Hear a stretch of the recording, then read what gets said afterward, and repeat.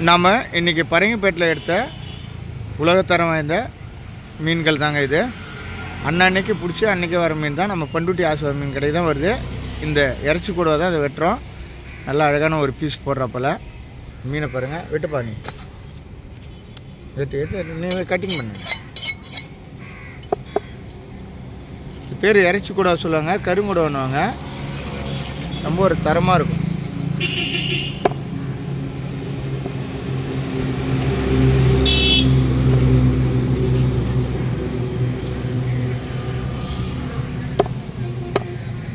நம்ம பண்ருட்டி ஆசுவா மீன் கடையில் தான் இது கட்டிங் ஆகுது.